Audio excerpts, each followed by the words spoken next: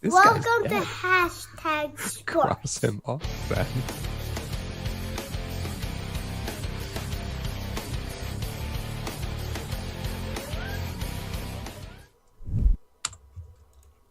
Paul has an uncanny knack to make me laugh right before the show comes on. Right when I got to give my opening to everybody.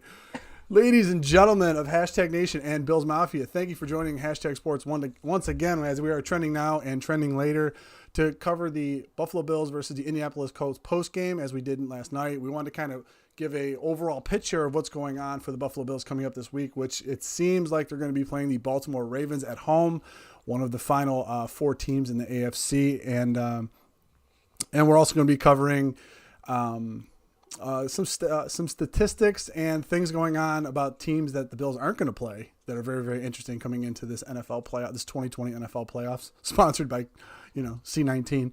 Right before we get into that, though, I wanted to tell everybody, due to Hashtag Nation's efforts and the Hashtag Heroes, we hit our goal, ladies and gentlemen. We definitely hit our goal of $3,000 for the Punt Foundation, Brian Moorman's foundation, which is for children with pediatric cancer. We cannot be happier enough to support this foundation, and which stands for Persevere, Understand, Need, and Triumph. We hit our goal. So Hashtag Heroes, those of you that donated to the Super Chats, everything that went into that, you guys helped us do it, and we cannot thank you enough. So I wanted to get that out of the way right out of the gate because I am so happy about that. That's just Mario, we're 96 seconds in. Tony B, where's the hat, Mario?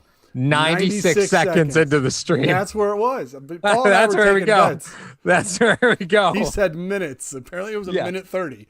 Yep. But, it's Bills Mafia 445. Congrats on hitting your goal. Great stuff. It was you guys. It was all the Super Chats. It was the channel memberships, which if you want, after you hit the subscribe button, if you want to become a channel member, you definitely can do that. We have 5 different divisions of channel membership, which is the practice squad, 55-man roster, Pro Bowl, All-Pro, and Hall of Famers. If you want to get on that, you definitely can. But Paul, that reminds me. Reminds me. Hold on. So our hashtag survival pool winner, yes. Money's going out to him because we do prizes for all that. But actually, the guy who won the fantasy league decided to donate his contribution or his winnings to Punt, which was, of course, very much welcome. Phenomenal. And we actually, we have to make him he wanted to trade. He's like, hey, can I get a couple months on the membership?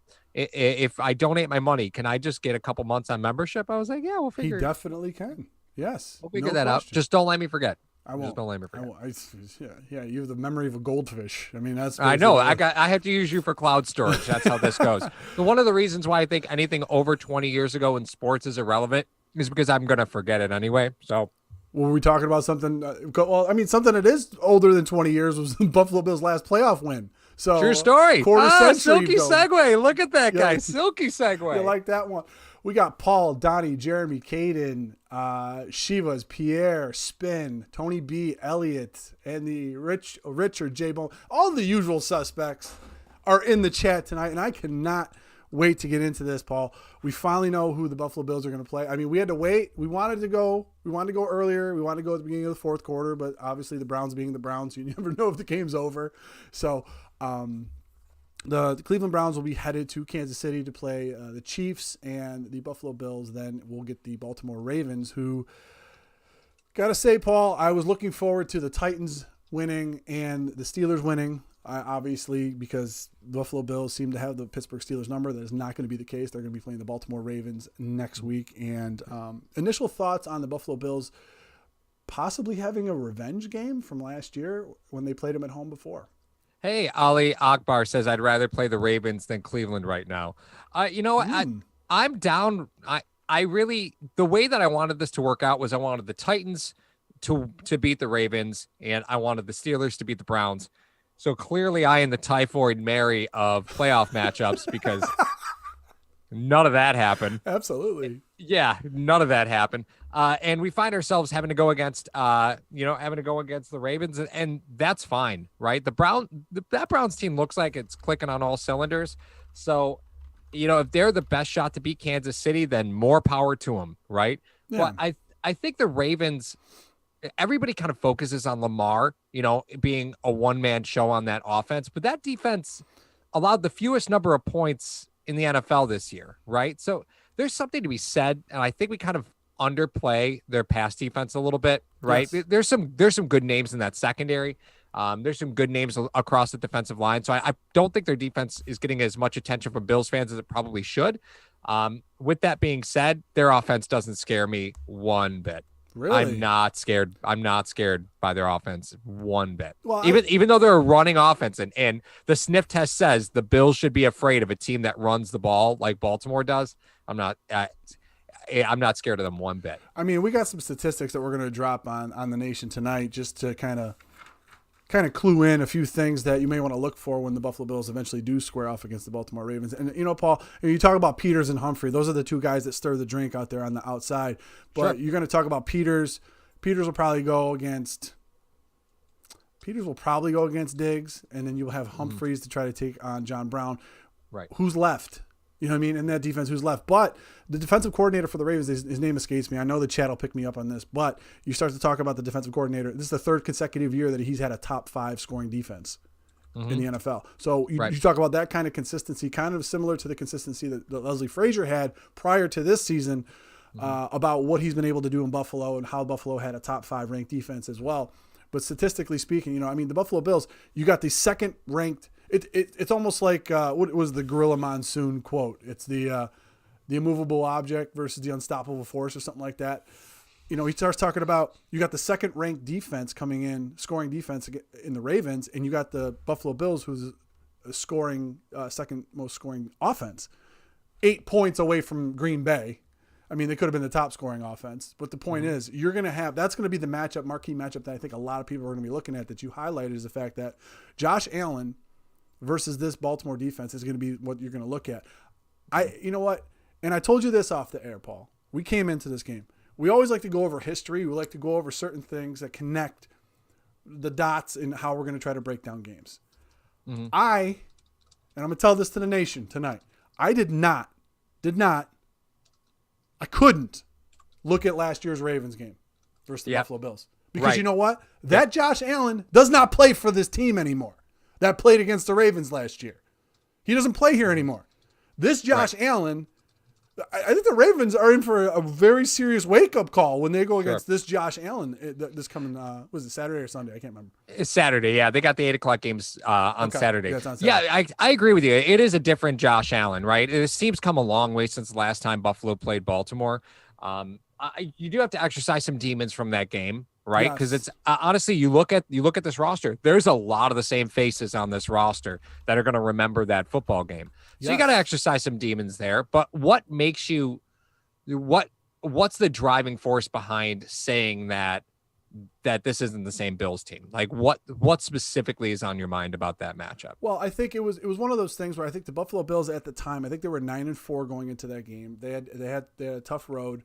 Allen got hurt and came back. He was still going through the nuances of the position, trying to learn certain things. You talk about a guy who, now this is the third consecutive year that this defensive coordinator for the Baltimore Ravens has come in, and he's been doing a stellar job with that defense that he has over there. And, they were throwing a lot of different looks at him. There were a lot of things, like a lot of curveballs being thrown at Allen that he hasn't really seen before. Now you go through last year, the end of last year with the playoff game. Now you go through this entire season with everyone trying to throw the book at Allen, what's been coming on this season. He's just a much more mature, relaxed quarterback back there. And I don't think there's going to be too many things that are going to surprise him this year. Because you know what? Hey, we played these guys last year. I was not at my best. I mean, he went like 17 for 39 last year. That's not a Josh Allen that plays here anymore. So that all being intertwined, you look at what happened in that game. What was a huge factor that happened in that game? You start talking about Hayden Hurst had a touchdown for 61 yards when the Bills were still in the game on a blown coverage by Jordan Poyer. When has Poyer blown any coverage this year? I haven't seen that. I mean, he's been very, very consistent in that secondary. So I think that obviously the fear of Jackson running in his MVP season last year, he's probably not the same guy that he is. Today he was stellar. He was running the ball, but I'm not afraid of him throwing the ball. We saw that in the playoffs last year was that his downfall is when you have to force him to throw the ball. Right. Even though he completed 64% of his passes this year, I know that. However, he doesn't. I'm more afraid of him running But Paul, you brought up an interesting point to me about Lamar Jackson and the competition that he faced this year. Yeah. So I know, again, a lot gets talked about with Lamar Jackson. That's kind of the name and the offense that you circle, right? Yes, yeah.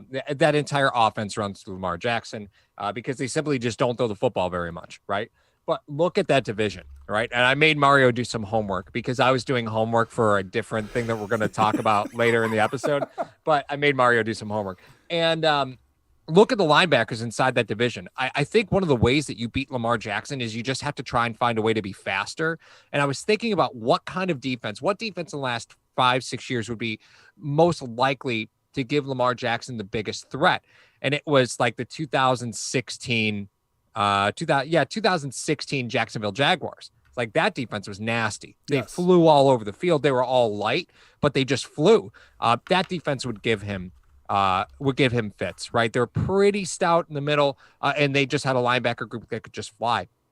And you look at the division that he plays in, it's a whole host of nobodies at that linebacker position, names you probably wouldn't even recognize. And the Bills are just simply faster. So the Ravens that's why I say the Ravens don't really scare me that much, because stopping Lamar Jackson means you just have to be faster to the spot than him. And I think this Bills linebacker group can do that for you. And with everything going on with the defensive line as well, Paul, I always hunker back to the defensive line and the offensive line because that's where everything has to start. If they could just contain him back there, I think that the Buffalo Bills have the skill players on the edges to take care of anything that goes on over there. So you look at some of the passers that the Buffalo Bills have had to face this year. Where would you rank Lamar? Was there a punter that threw a pass on a fake field goal? Was there a corner who threw a pass on a fake punt? Because they should rank higher than Lamar Jackson. I mean, the big thing in the playoffs last year for Jackson was he couldn't throw outside the numbers, and everyone, and then he finally did that. Everyone knew it, but he's ridiculously. I mean, Clayton comes in, CG Clip 716 from Cold Front Report. He even says he's so fast. He is so freaking fast. But like Paul said before, he had me do some homework. I looked up guys for Cincinnati, Cleveland, and Pittsburgh, the linebacking core. There's rookies all over the place, first of all, that have never seen Jackson before, except for the 2 games this year. And then you look at it, and it's like, it seems like the cast, like the guy reading the paper in Major League. Mitchell Friedman, Willie Hayes. Who are these guys? Who are these linebackers that are trying to contain Lamar Jackson? And, it's a whole bunch of nobodies. And you look at it, and the breakdown I did was, okay, the Ravens came into the playoffs on a 5-game win streak after losing to the Steelers. They were 6-5. They finished the season out 11-5, but they lost to the Steelers. They had 3 or 4 water boys that were playing the line. They had a couple guys working at UPS. They were the receivers. It wasn't the Ravens team. They had a bunch of guys out. But if you look at it, the combined record of the teams that they played to finish out the season in the Cowboys, Browns, Jags, Giants, and Bengals. All right, I didn't list the first 5 picks of the 2021 NFL draft, okay? I didn't do that. I was just listing who the Ravens closed the season out against. 28-51-1 was the record of those teams. Now, okay, they did what they had to do. They got into the playoffs. Buffalo Bills didn't really have that much of a stellar schedule either. Their last 5 games, the teams were 40-40. So it wasn't like they were playing all these barn burners too. Each of them played a playoff team in that span. But you look at what they had to do to come in, and I really felt the Titans had a really good I thought the Titans had a really good shot to beat them today. But if anything from that game that you want to try to carry over into this game, it's got to be you're going to have trouble running the ball. You're going to have a lot of trouble running the ball on this Ravens defense. Right. So just like they have all year, maybe this was the recipe, Paul, we were talking about all the time, where we kept saying they got to run the ball more. They got to run the ball more. They got to run the ball more. Wait, Allen's throwing 40 times a game and they're winning by 10, 15 points. Let's keep that recipe. Do you think there was a little bit of foreshadowing going on coming into this? I think you have to know that you're playing in Buffalo, right? Yeah. At some point, I saw this mentioned earlier in the chat, is weather going to be a factor? I mean, it's a week away right now. You don't really know. But, Buffalo wins can be pretty nasty. So if you're a team that's throwing the ball 35, 40 times a game, sure, you've got Josh Allen who could throw it through a hurricane. But the fact still remains, at some point, you have to figure out what's going on the ground. And I know I saw Jessica Tennis say, is there any news on Zach Moss? I've been hearing high ankle sprain, which is, I mean, that's bad, right? So what a high ankle sprain is when the ligaments go over the bone, right? So it's really, really nasty. It's really, really nasty. Weeks and weeks and weeks to recover. 2 to 3 weeks is optimistic. I mean, that's optimistic. But I've been hearing high ankle sprains. 2 to 3 weeks is as optimistic as it gets. Normally, that's a 6-week injury. Elliot actually said 6 weeks looks bad. 6 weeks looks likely. But that paves the way for your boy. Antonio Williams or TJ Yeldon. I mean, we could go toe to toe on this one. Oh, this may be a fight. We could have a fight. We could fight. Yes. I do want to point out, Ali Akbar says, we live in a world where the Bills and Browns are in the playoffs and the Pats and Squealers are not. We also live in a world where the Bills could end up playing the Browns and would have to beat the Ravens to get there, which is ironic because the Ravens used to be the Browns. So that's a fun world, right? 2020, the gift that keeps on giving. Oh my God. It's the gift. It's just the gift that keeps on giving. Let's talk about Williams versus Yeldon, because I could stand on for Antonio Williams. I could stand on a soapbox for him. I'm leaving. I'm gone. You can't leave. Listen, for 2 years I've had to listen to TJ Yeldon isn't getting an opportunity for 2 years. Now this is like the layup. This is the layup. There's no way that TJ Yeldon shouldn't be active for this game. So this is the easiest argument to make in the world. So come on, let's go. Now, all right, okay. Okay, well, hold on. Let's have a timeout for a second. TJ Yeldon, Tywan Jones, Antonio Williams. You have to activate 2 of them.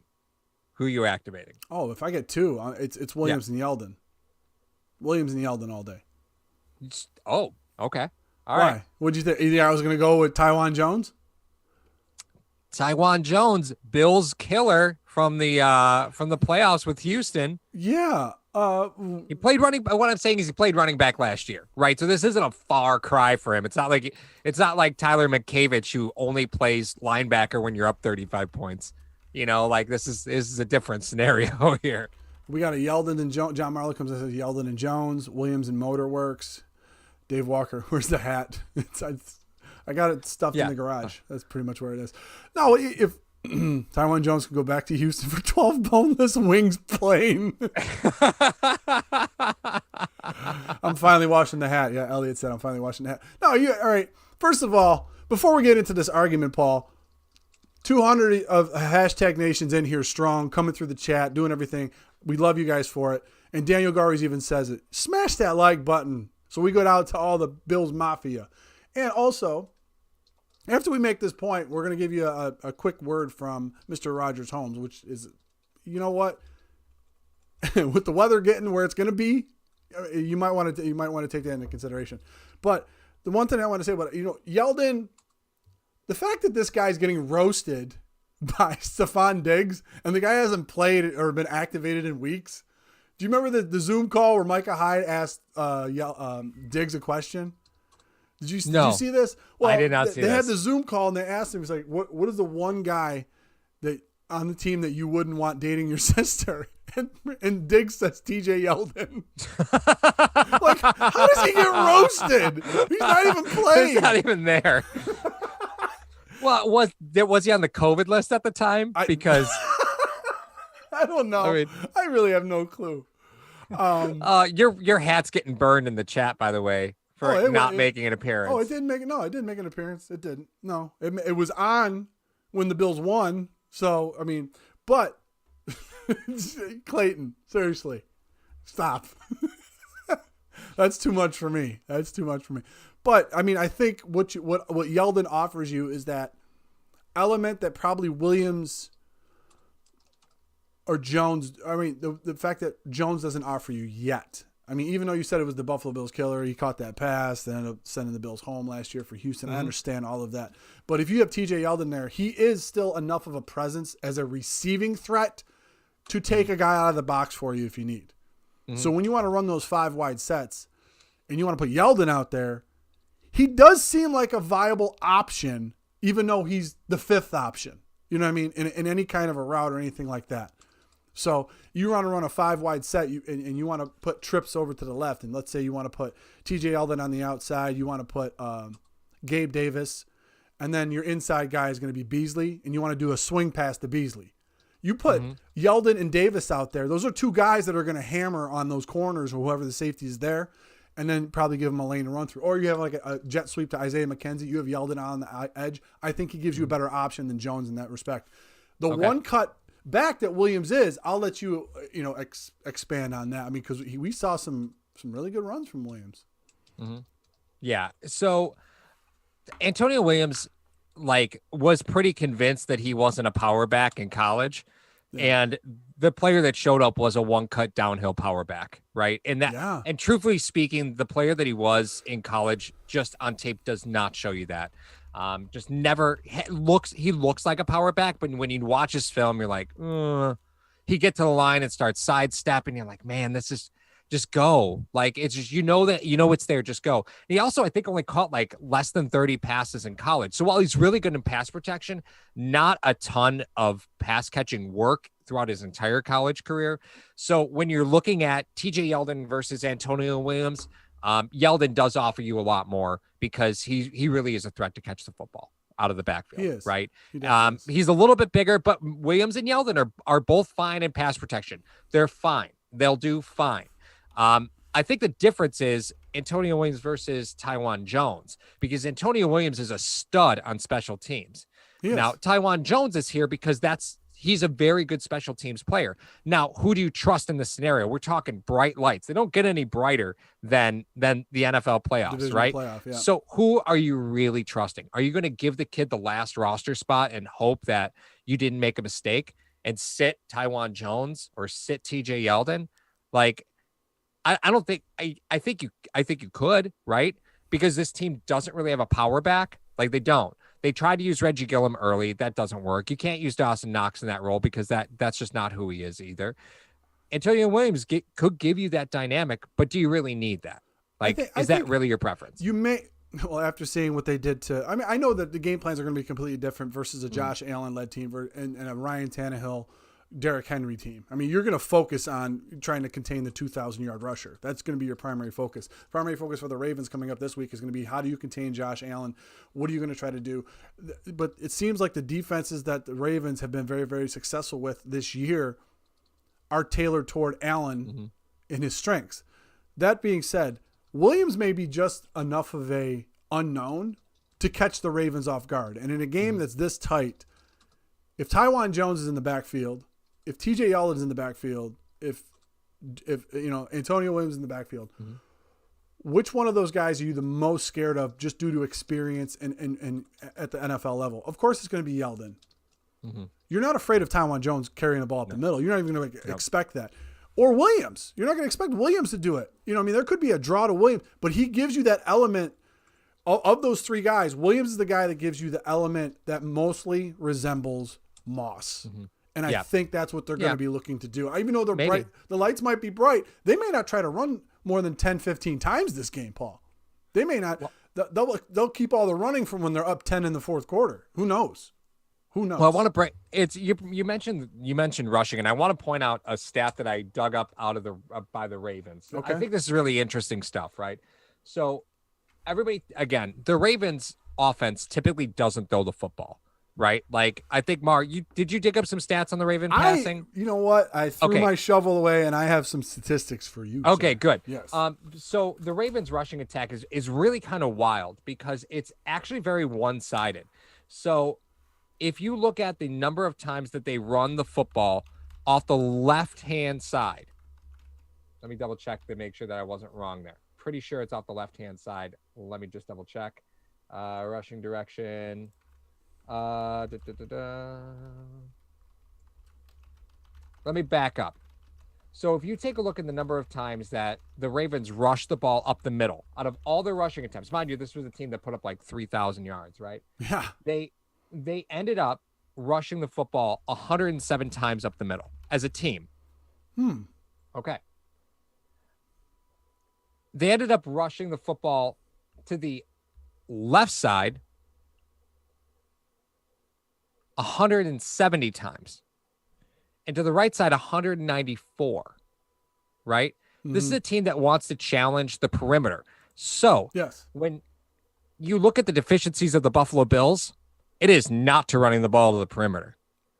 Bills do fine there. The Bills have struggled with the 1 through 4 gaps, right? They've struggled stopping the run on the inside. They've not really struggled along the outside. If this defense has a struggle, it has not been rushes to the outside. Yeah. So I am not worried about that. And with that being said, do you think we see some AJ Klein action, or do you think they stick with that nickel? Because the nickel, I think, allows you to be a little bit faster, right? But I mean, do you want to, like, what do you want to do? Like, AJ Klein brings you that blitz element, but I don't really know if you want to do that. I don't think the Ravens really throw the ball enough to think you should be blitzing them all the time. But plus, I mean, the ability. I mean, if you want to take a one-on-one matchup at AJ Klein and Lamar Jackson, I mean, I'm not. This is not speaking negatively about Klein, but it's tough. That's a tough matchup for anybody. But you want to put Klein on an island coming off free against Jackson. That's going to be very, very tough. You're going to see if they're going to blitz, they're going to blitz more guys that are Poyer, Marlowe, Neal, stuff like or Teron Johnson. Those are the guys that are going to blitz. They're not going to blitz, So they may stay in that nickel package in order to try to disguise a few things. That's one. Two, Clayton brings up a great point talking about the run game. I mean, you got Dobbins and Edwards. Those guys are the hammers that try to run up the middle. So just like we've talked about all year when we were talking about the transition of Tremaine Edmonds coming for, he was hurt. A lot of these, the first couple games where they were having trouble stopping the run, what was happening was the guards were getting to the second level on Milano and Klein and Edmonds, and that was where a lot of the run deficiencies were happening. However, now they seem to have kind of cleared that up. Eric Washington has worked with that defensive front. They've kind of cleared that up. They've been stopping the run consistently over the last 3-4 weeks, and they have been kind of solidifying everything in there to let Milano and Edmonds roam. I don't think you need to do anything special as far as Jackson goes. If that front four can stop those guards from running free on them, if they can stop those guards from running free in a McDermott, Frazier defense, all you got to do is eat bodies. 4-on-5, eat everybody in front of you, let the linebackers clean up everything. That's what they're going to try to do. So I believe they could stay in that nickel, and if they're not generating the type of pressure that they are, Hughes, do not run wide. Do not give him that lane to run through. That's one. Two, even though he's been playing pretty well, I think the Ravens have a rookie tackle, if I'm not mistaken. I think so. This guy has been playing very, very well all year. That may be a guy that Addison and Hughes want to baptize and wake up this week. Sure. So, well, I don't know. I mean, I look at it this way, right? Jay Bowling says we can't get any pressure. This defense generating pressure. I do agree. The Bills typically don't do a great job of generating pressure, right? But I don't really know if you need to do that, right? Like the situational football of the Ravens tells me that they're going to run and they're going to try and take advantage of misdirection and getting you leaning the wrong way. So by bringing more guys, I don't necessarily think that gets you to where you need to be. I'll look up Lamar Jackson splits on blitz versus not, but I have a very sneaking suspicion he's just an ineffective passer. Period. It's not. You don't even. I already checked it out. It's not huge percentage points. It's probably like 5 percentage points. If it is against the blitz. That's why most guys don't blitz him, because we know you blitz, you got to play man behind it. You play man behind it, that guy misses. Jackson's got a 40-yard gain, and that throws a trident in the middle of your defense. So you're like, okay, we can't blitz now. Now a lot of those things where you talked about them trying to run to the edge, that's to spread everybody out. They want to spread everybody out. They want to try to wear you down. That's the hugest thing. That's what Dobbins and Edwards, even though they don't do it frequently, they want to get to the edge. Jackson's their guy that gets to the edge. That's is. That's your 1,000-yard rusher that gets to the edge. And by doing that, you spread everyone out. And then when you finally do run play action, you get those zones to shift, which makes the life easier for Jackson. If Buffalo could stay disciplined in that respect and not allow those huge runs, I know it sounds simple, but it's very, very difficult because not a lot of people have been able to do it. They won 11 games this year for a reason. The Ravens won 11 games. But here's the craziest part about Jackson's passing I just wanted to bring up for everybody. If we're talking about Jackson throwing, he threw for 64.4% this year. Respectable number, completion percentage. Most of those to the tight ends. We know what Jackson's game is by now. He's played long enough in the NFL. We know what his game is. On second down, if the distance is 4 to 6 yards, second down and 4 to 6 yards, He completes 74% of his passes, which is phenomenal. Okay. Yep. On second down from 7 to 9, you know how we talk about behind schedule all the time here? We always talk about being behind schedule. Okay. 55%. Second down, 7 to 9. 55%. It drops to 20 freaking points. His completion percentage drops from second down, 4 to 6, second down, 7 to 9. Right. On third down, if it's anywhere between 4 and 9 yards on third down, his completion percentage is, again, 55%.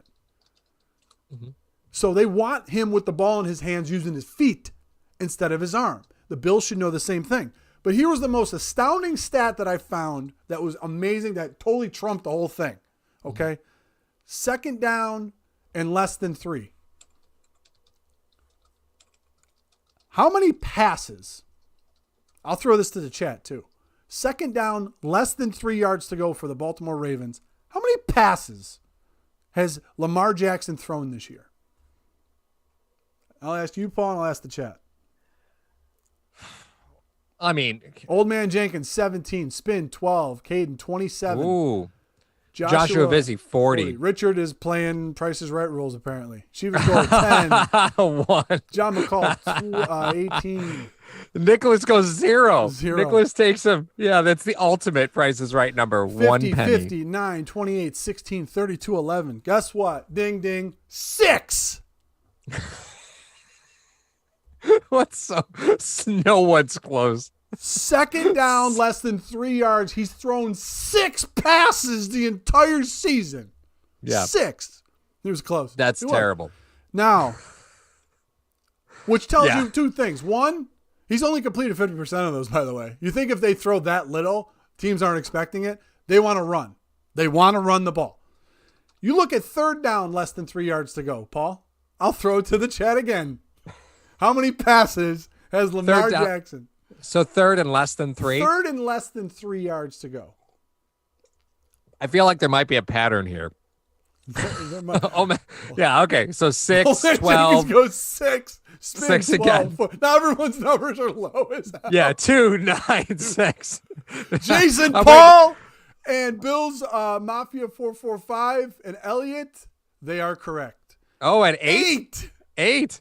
Hey, Matthias joined us. Yeah, Matthias made sure he's brother. like, by the way, I'm going to set my alarm. It's like 5 o'clock in the morning where he is. Like, I'm going to set my alarm and wake up. Jay Bullock's at -6.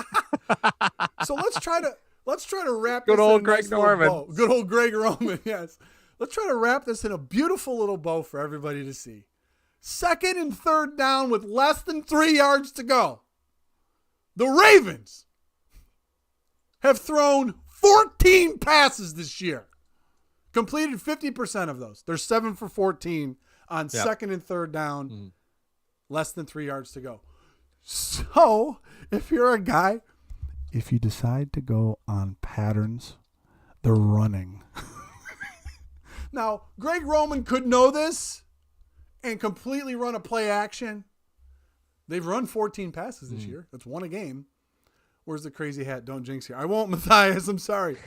But yeah, they've run one of those. So you know, obviously the key is get them behind schedule early because then you're going to drop Jackson's completion percentage, but you still got to keep a guy on him. Okay. What this stat did not say was how many times he was probably hemmed in and ran the ball and got the first down himself. That is the most dangerous facet of Lamar Jackson. He's probably the greatest athlete in the NFL right now. And you have to account for that. His arm, not so much. Well, I mean, I guess the crazy thing is that for a quarterback that runs so much, he's only been sacked 29 times, right? Oh, yeah. Like you look at Watson, and Watson's sack numbers are just through the roof. Well, you look right? at the lines too. The lines are completely different. Yeah. Yeah. Very different situation. Lamar Jackson, 26 touchdowns this year passing. More than I thought. I wouldn't have put him over 20. Admittedly, I wouldn't have put him over 20. I saw, I think it was Rich G. Yeah, it was Rich G that said, if you want the Bills to win, smash that like button. Absolutely. I like the way you think, Rich. I like the way you think. And saying that, we'll be right back. We have to give you a quick message from our sponsor who's sponsoring the episode, Mr. Rogers Homes. So do not go anywhere. We'll be right back in 30 seconds.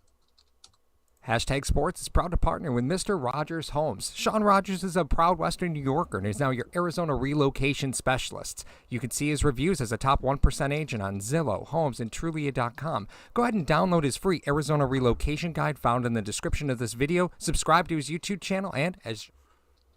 Yes, ladies and gentlemen, if you're looking to get out of Buffalo, if you're looking, even if you're looking for a summer home, Mr. Rogers Homes, Sean Rogers, the top 1% realtor in the Valley of the Sun. Ironically, just joined the chat. Just joined the chat, so he's here. What's up? In. What's up, Sean? How you doing, buddy? Paul, I mean, just really quick, you gave some. I love how you described it in the type of, because Western New York, the maintenance on the roof. Maintenance on the driveway, cutting the grass. Sean and I were we were just talking about this. So Sean was like, Paul, this is a great place for people to buy their retirement home, rent it for a few years before they move down here. You don't have to worry about anybody cutting the grass because it's not real. The roofs, they last forever. What's going to happen to your house? It gets warm. Yeah, what's the sun going to do? Toasty in here. All right, I have maintenance on the AC. That's pretty much it. That's all I got to do. Can Sean relocate me from New Zealand? Ooh, contact New Zealand. him. In the description of this video. You will see the link for Mr. Rogers Home. So make sure you go check that out if you're done with this cold weather in Buffalo, or like you said, you want to rent, you want to try to go there, make it a summer home. That's one of those things you can do. So thank you for Sean for sponsoring the episode, and be sure to give him a check. Be sure to check him out down in the description of this video.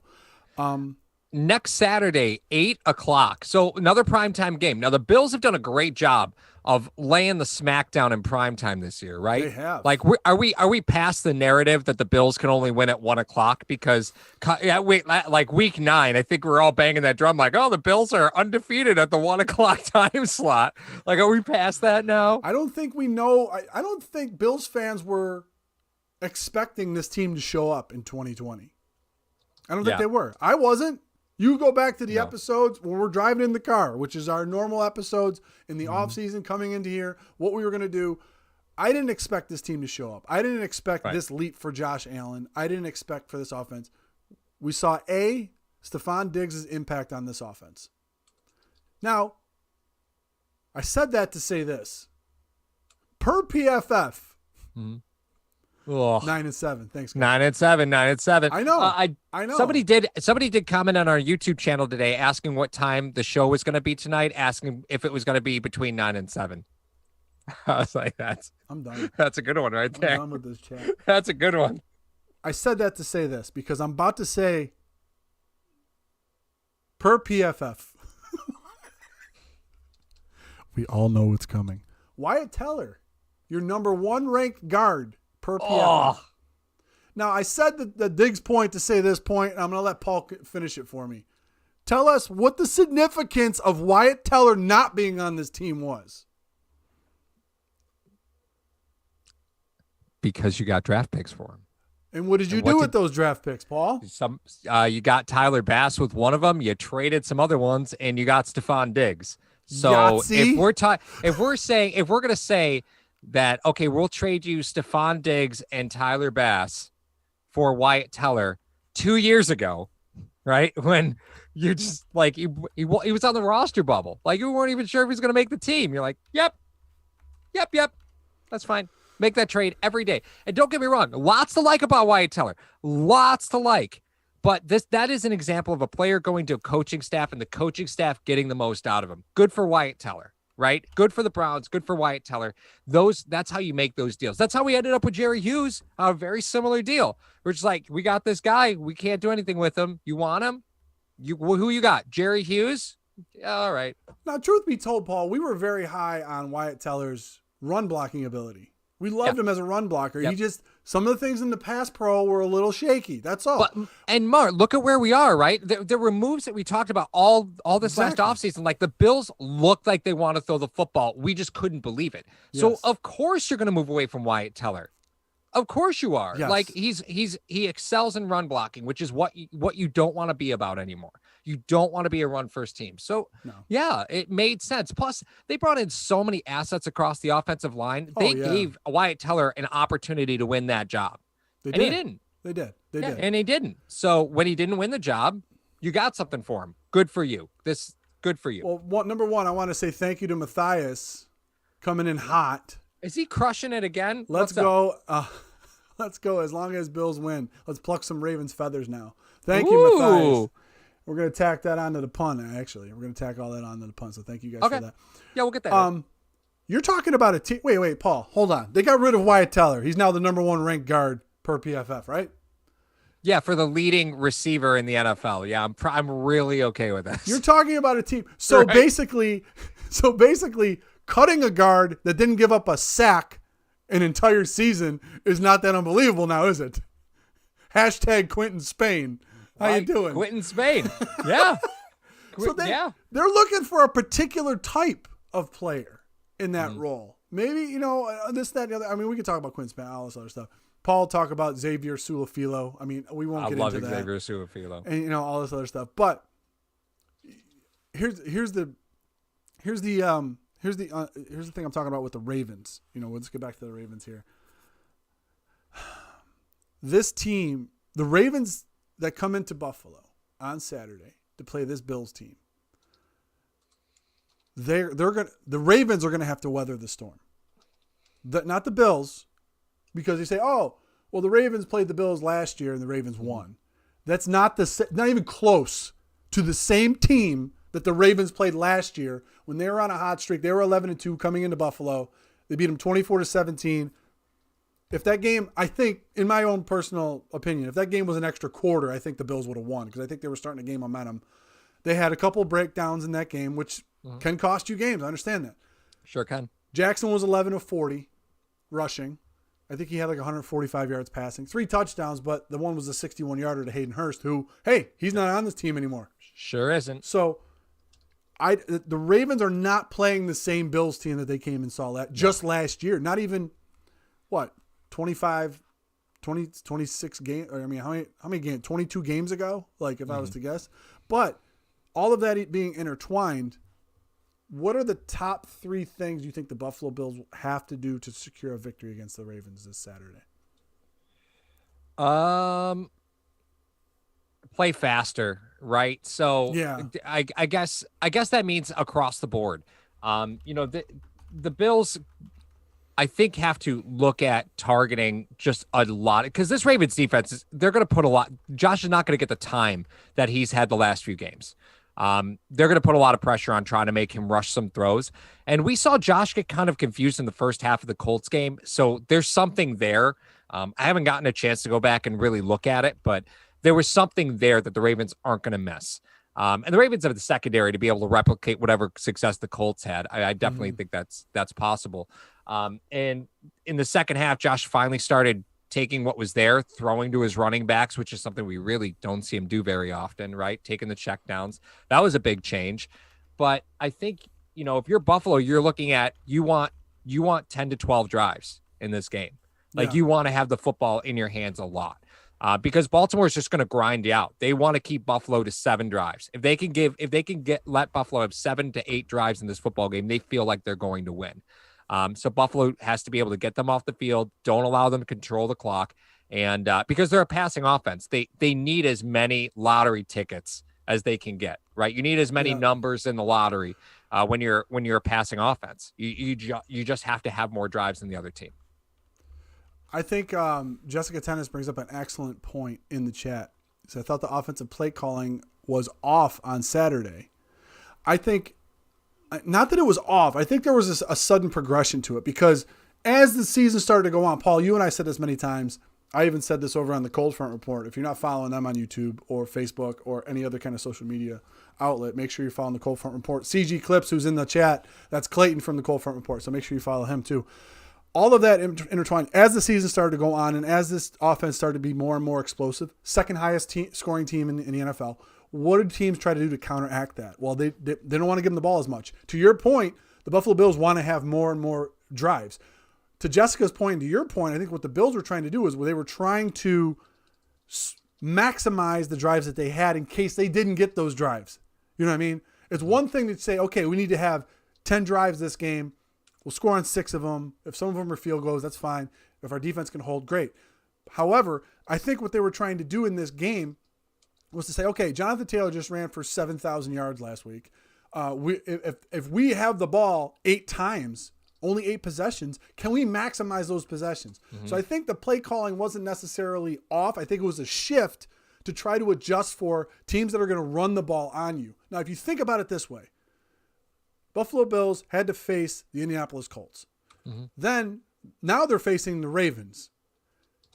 If Kansas City beats the Browns, or if the Browns win, 2 teams who can run the ball.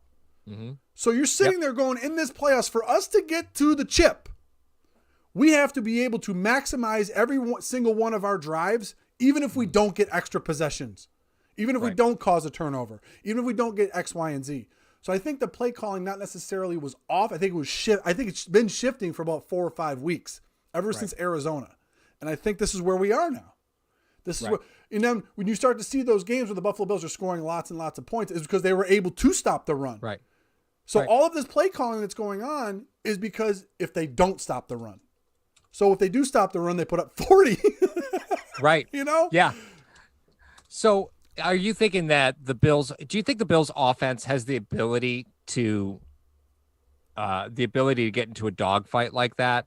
Like a drag out dogfight? Oh, yeah. I think they could put up points. Like, don't get me wrong. Oh, I definitely think they could put up points. But is it possible the Bills could look at this in a similar fashion, saying we need to grind as much time as we can because we want to keep that Ravens offense off the field? Do you think that could be an approach? I'm just curious, right? Because we look at it and say that the Ravens are going to want to keep Buffalo's offense off the field, but could Buffalo be looking at it the same way? You know, when the Bills got up big on Indy, I thought that they should hold the ball more. I mean, Josh was snapping the ball like 10 seconds left on the clock. Unless he was just trying to draw him off and do some trickery. They were snapping the ball 10, 11 seconds on the clock. I'm like, yo, take the clock down a little bit more. You're up 10, up 12, up 11, whatever they were. I said, take the clock down a little bit more. Force it so that the Rivers has to throw and they don't have an option to try to run to try to gain first downs. Mm-hmm. I thought, but then when you have a specific game plan, you come into the game and then you're in the latter half of the third quarter. It's like, okay, it's been working. Let's keep doing it.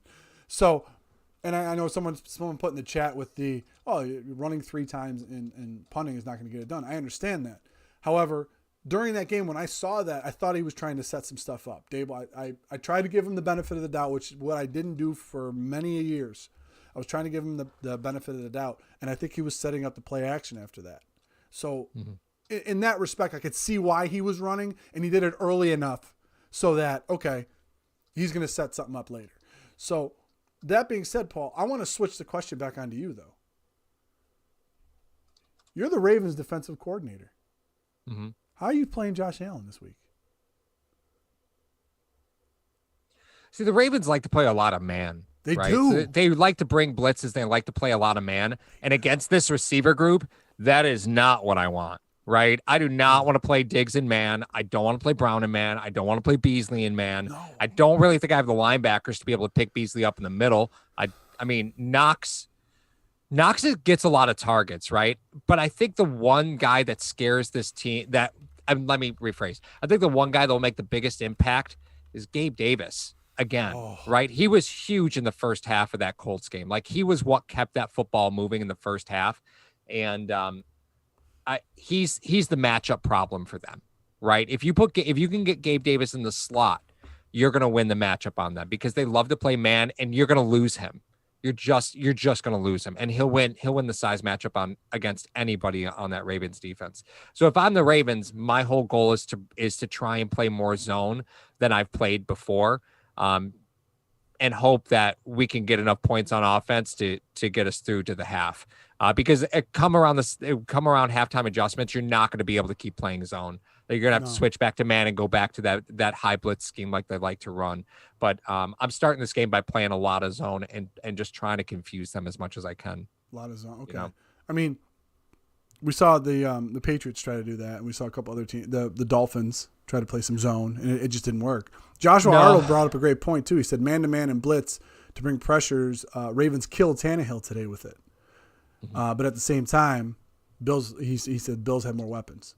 So, Paulie 233 said if they play man, Josh can run. I mean, do you think they try to implement a similar game plan against? I mean, Tannehill's a mobile quarterback. Mm-hmm. I'm not going to say that he wears 17, but I mean the point is there are similarities between him and Allen as far as the mobility, able to get out on the outside, running play action, doing a bunch of different things. Obviously, Allen doesn't have the horse in the backfield.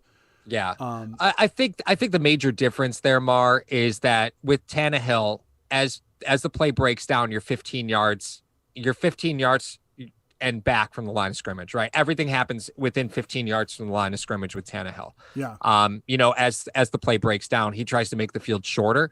That's not what happens against Buffalo, right? Allen makes that field longer as the play breaks down.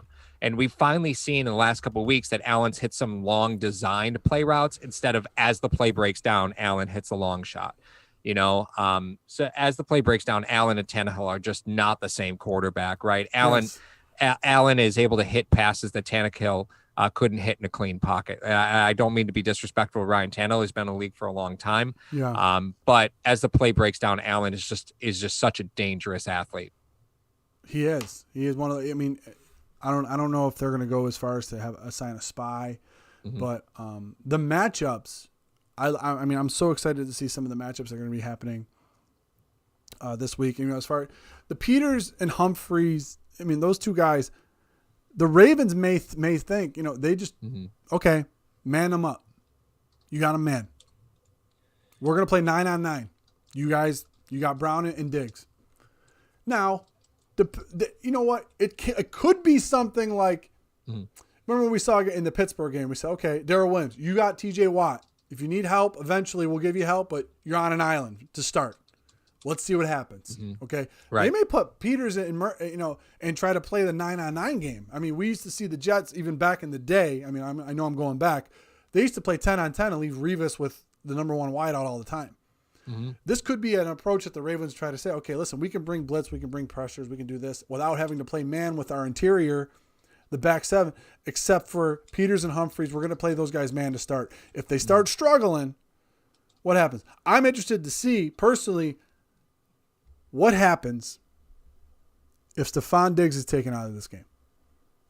If they decide that Allen is the number one weapon for this Buffalo Bills offense, which he is, Diggs is number two, we're going to take one of those away and let's see how the kid does with everyone else. Let's see how he does throwing to Knox and Beasley. Because the Colts, it seemed like they tried to do that, but they didn't have the horses. Baltimore has the horses. Well, I think, as I said, Gabe Davis, I think, was a pleasant surprise in the first half of that football game. Right? I don't think the Colts intended Gabe Davis to be as involved in the game plan as he ended up being.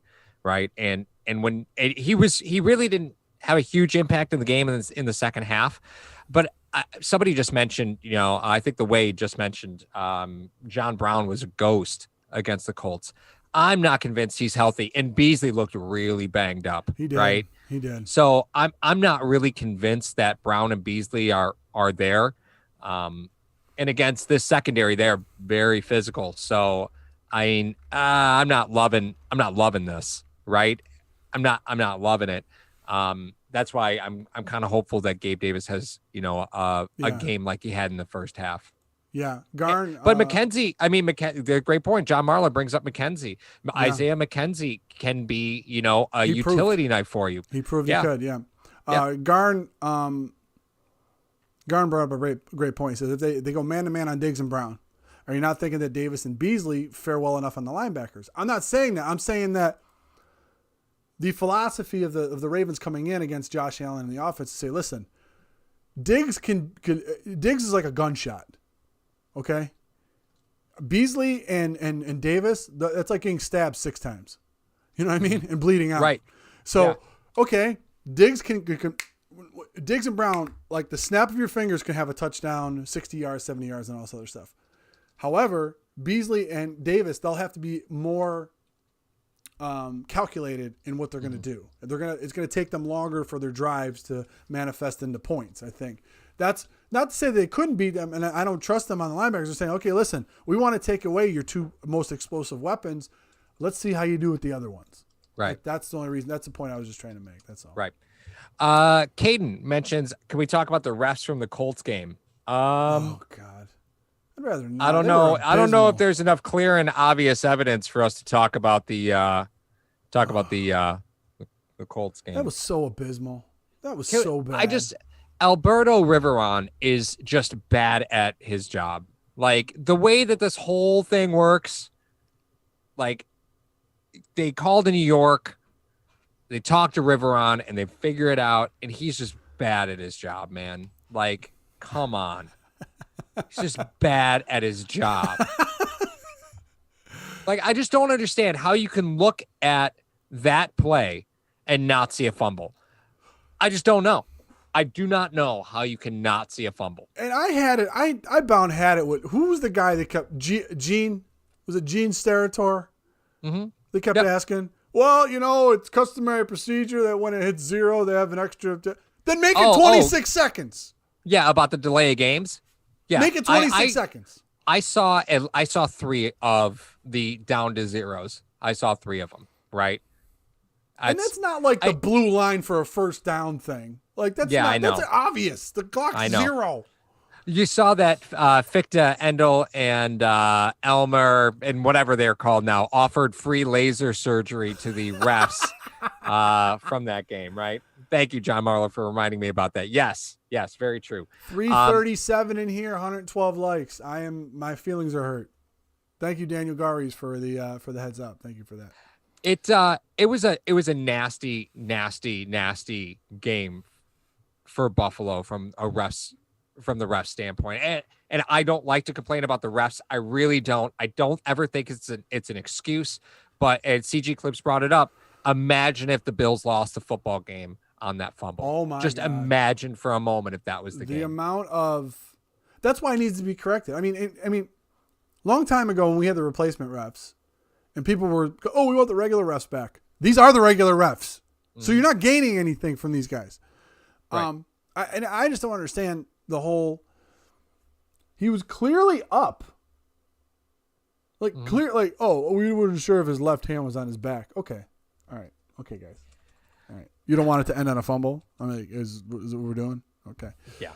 No, but I mean, the amount of attitude and spite that Micah Hyde batted that ball down, though. Oh yeah. Mike loved it. Yeah, Micah Hyde was taking no chances. No chances at all. He's like, seen this before. Right? Like, this looks familiar. Well, let me ask you a question, right? Okay. That Arizona game, we talked all year long. You had that Arizona game happen. We had another Hail Mary like the next week, was it? And we saw the same thing. We're like, what's going on here? Right? What's going on? And then we saw what happened this last game, right? 2 words, Gabe Davis. Not on the field in that circumstance. Still not on the field. But, yeah, Micah Hyde spiked that down. Micah Hyde's got some bunnies. He got up there. He did. He got up there. He did. He was. Yep. He was. Garn, I was worried I was going to get flagged for goaltending. Paul threw up the and you love the GIF with the Dikembe Mutombo. You in the grocery store? No. It's so awesome. So I mean, Paul, let me ask this, and I'll ask the chat too, and I'm very interested in hear this. Chat and Paul will talk. You guys type. Like I had to say that. What do you take and bottle up from the Colts game and bring with you to the Ravens? Man, I don't know. I know, right? The Colts game was tough. It was a tough football game. It was a tough football game. I don't know. The Colts scared me because they're such a well-rounded offense.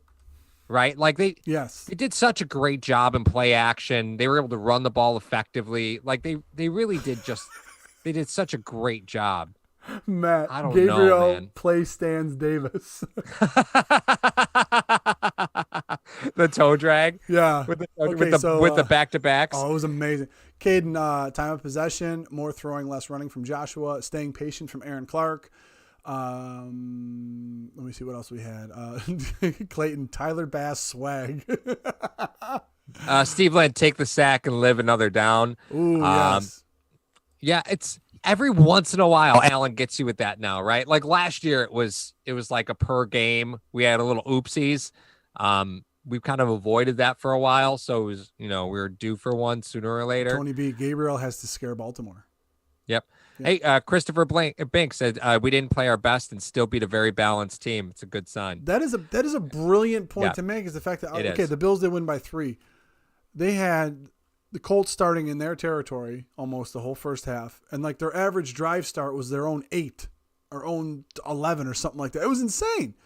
Mm-hmm.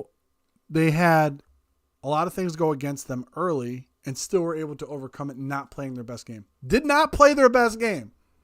Did not. Mm-hmm. And still won a playoff game. How the volumes that speaks about this team, it has to put to rest the 17 years. It's gone. It's done. Mm-hmm. All right. This is not that team anymore. This is not that Bill. They're not the same old Bills. Knock it off. Right. Okay. Right.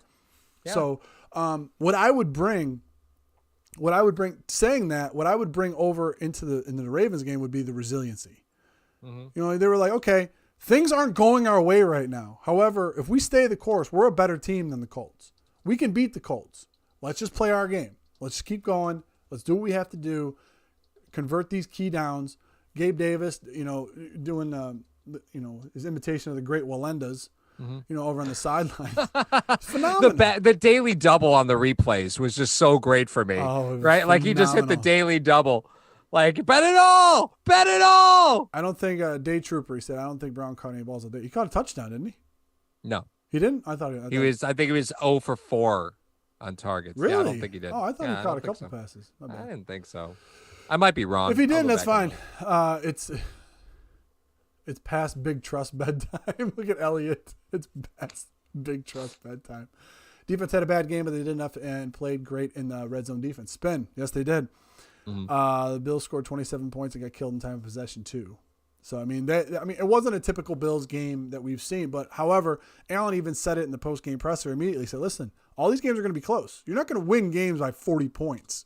You know what I mean? This is not the way it's going to work. And if you're expecting a 51-3 like back in the day, it's just not going to happen. So Right.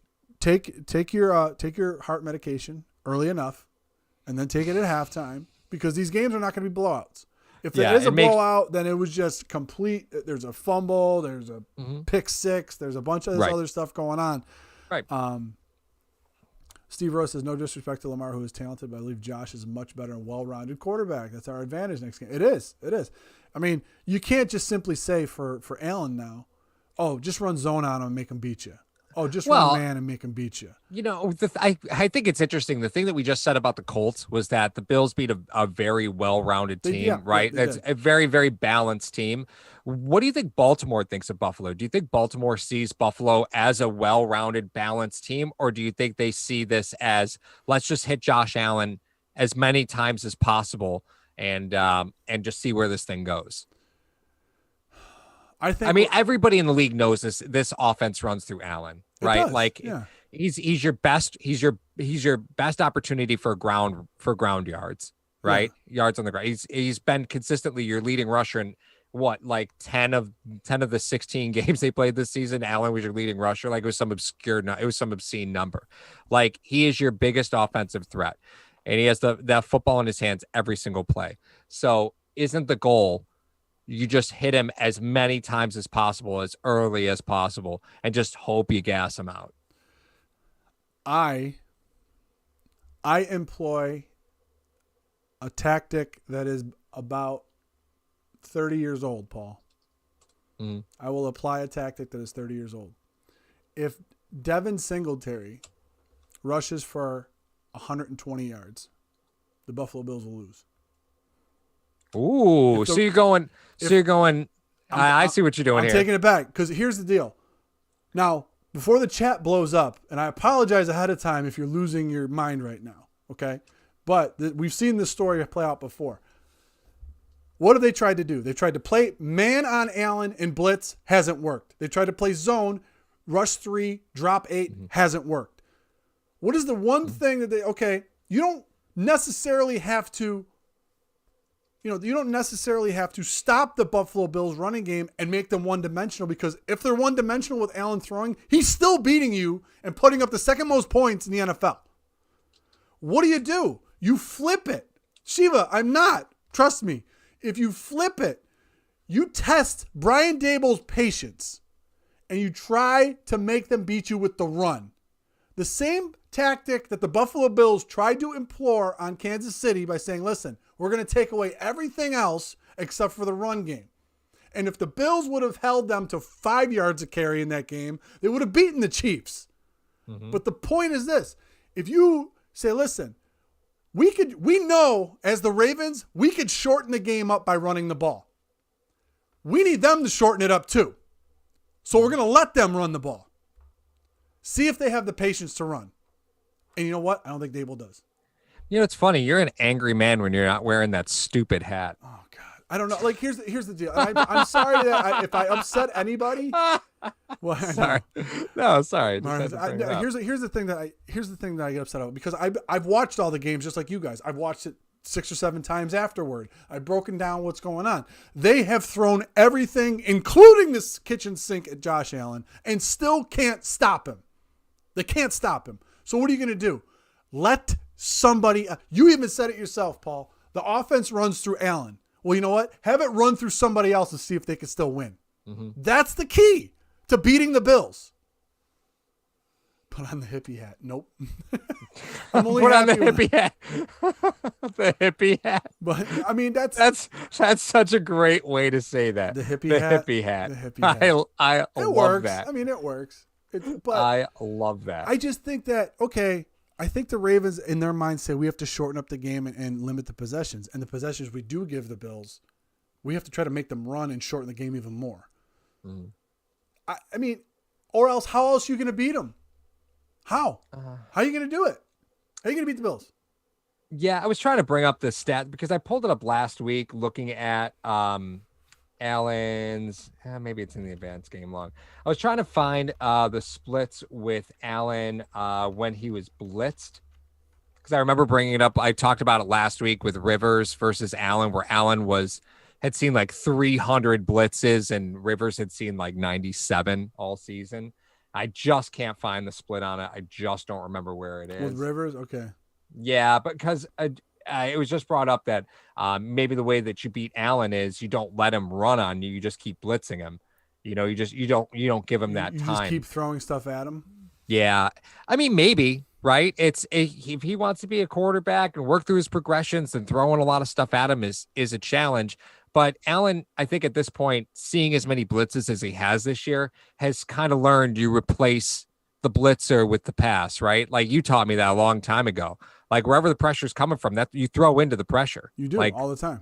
Because there's one less guy over there, right? You throw into the pressure. And the receivers have had enough games with Allen to pick out the fact that, the chemistry has been developed. I think to this point, we're like, hey, listen, I'm gonna throw hot if he's coming. Okay, This is what's gonna happen. No, I mean, I know it sounds absolutely ludicrous, and I understand how I may sound to the nation and to the chat. I know. But looking at this offense up and down, what they've been able to do, what teams have tried to take away, what teams have been successful to take away, and the Ravens are a very, very good team, and they have the horses to do so. So if you're talking about, Garn even says, would you play a dime and you put a spy on Allen? You could do that. Give up the run. That's how you're beating the Bills. You let them run. Has Dable this year proven that he's willing to stick with the run game and sustain that for the entire game? Nope. Then what are we talking about here? That's a nope. Then what are we talking about? Jessica Tennis says, so hoping McDermott offers Gore a coaching job. Ooh. You know what? I have a feeling Frank Gore might come up on an episode that we're going to record later tonight for later this week. Mm-hmm. He Just, may. I have a feeling Frank Gore is going to come up on that episode. Just saying. Yeah, Mara Mitch came in and said, listen, against New England, we sustained the run.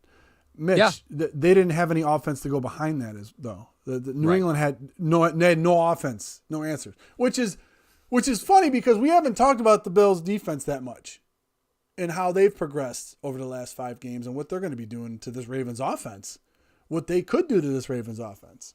So I can't remember who said it. It said Milano is your defining factor for any of the tight ends that you have. So if you have Mark Andrews, Milano will be your defining factor for that.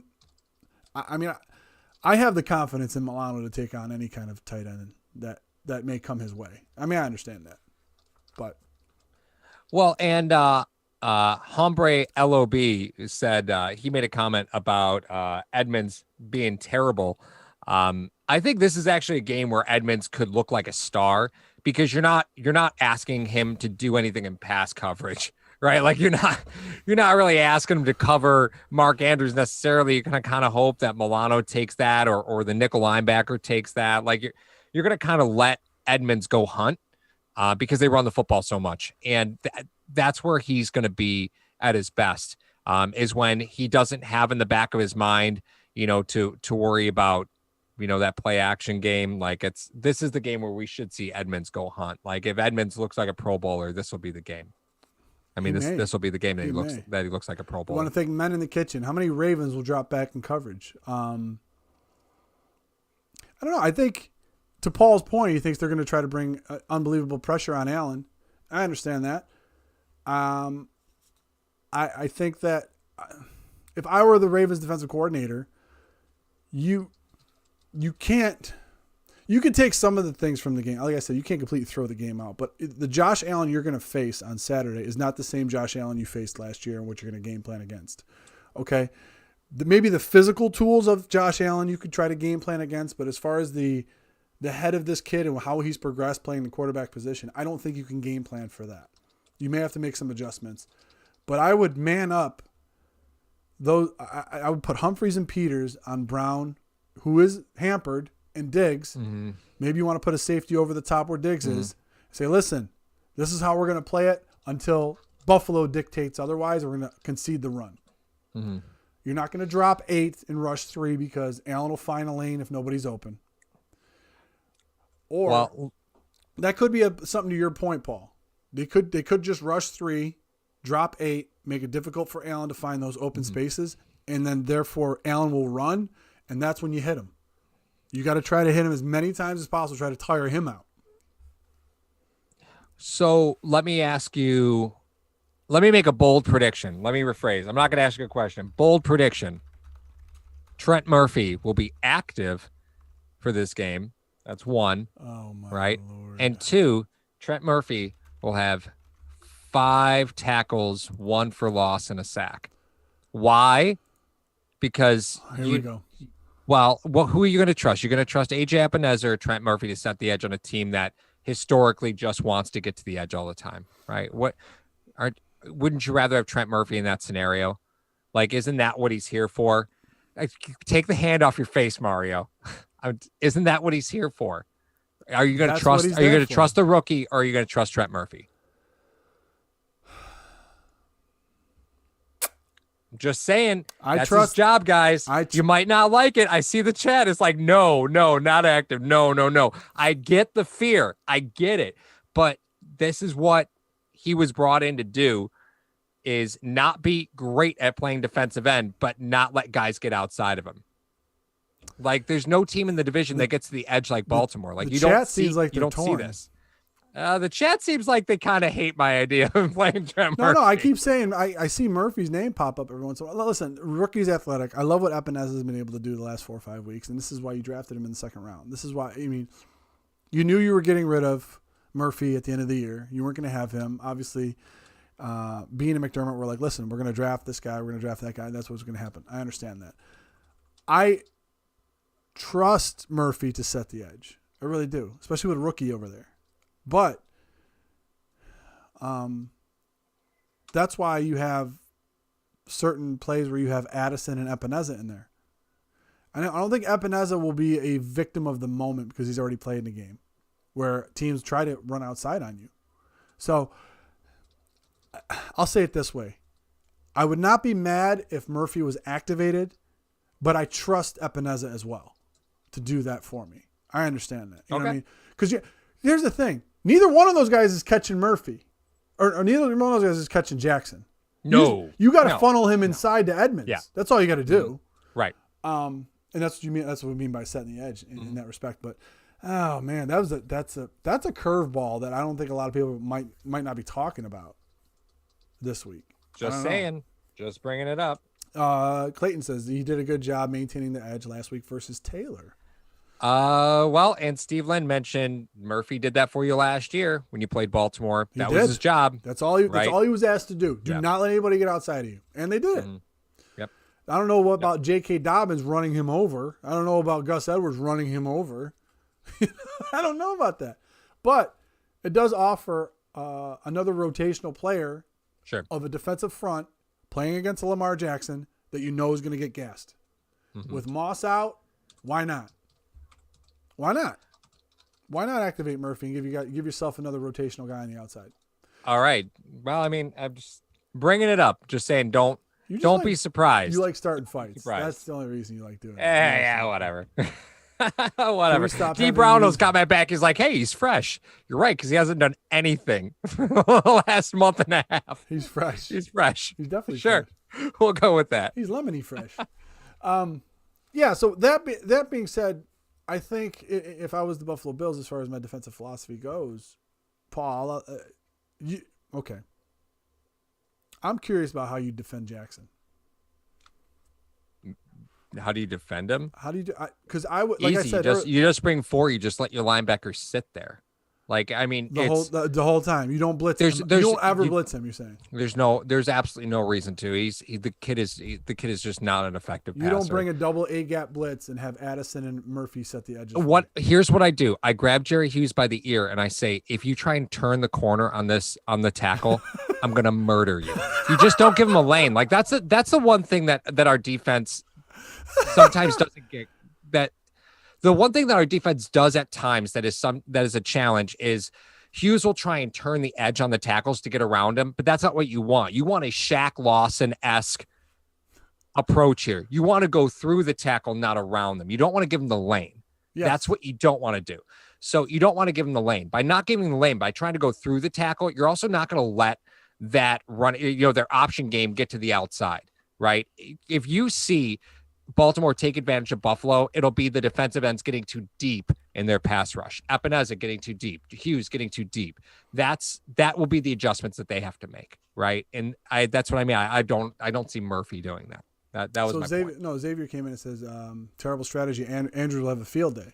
Now, if you got 7 in coverage, yeah, and one of those guys being Milano, you know what I mean? Yeah. I don't know if I'd blitz. I would be a little bit more cautious to blitz with Jackson than I would any other player this year. I mean, Murray was. I mean, you can look back to the Arizona game. Murray was very elusive back there. What did the Bills do against him? What did the Bills do against Wilson, who's known to be an elusive guy back there? What did the Bills do against Tannehill, even though they were missing a lot of guys, who happens to be a very mobile quarterback as well in his own right? So what did the Bills do against those guys? I mean, obviously Jackson is a far better athlete than all of those guys, but what did they do in those?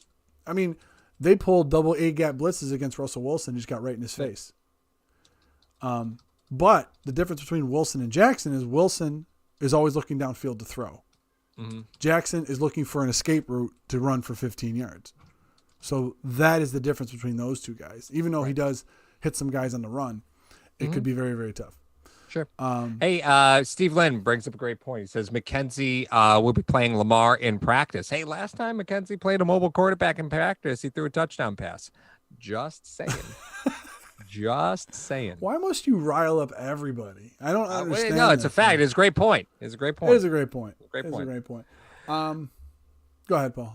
No, I was just saying we probably got to wrap this up, Mar. It's getting late on the East Coast. We went overtime, didn't we? Yeah, we did go overtime. Y'all are some warriors, okay? The fact that there's 350 people still in here, we love the nation. I'm not gonna lie, we love you guys so much.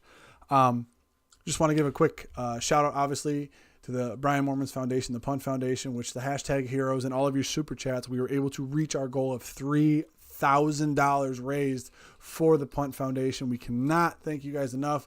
Punt standing for Persevere, Understand, Need, and Triumph. Brian Mormons Foundation for Children with Pediatric Cancer. We are going to be presenting a check in the next couple of weeks to them. So make sure that you tune into some of the behind the scenes stuff, which you can only get if you are a channel member. After you hit the subscribe button, make sure you head over to the join button.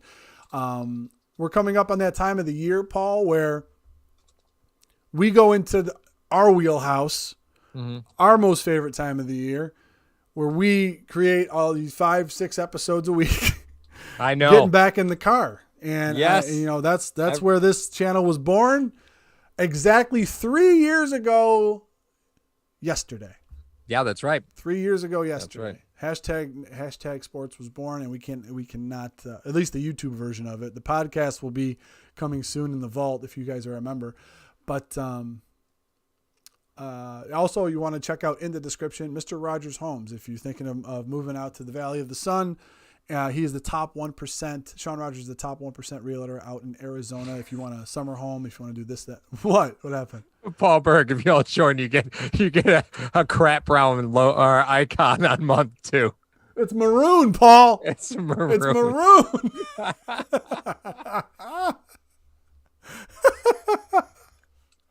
Cody Stack, thank you. But like I said, guys, we can't thank you enough for the love and support you guys have given to the channel. And we do appreciate every single one of you guys. And like I said, our episodes, upon completion of the Buffalo Bills season, which is just after the Super Bowl, we are going to be getting back in the car and giving you guys our fresh and new episodes from the vehicle. So yeah, after the Bills win the Super Bowl. That's what I said. Yeah, we need to get Clayton in the car.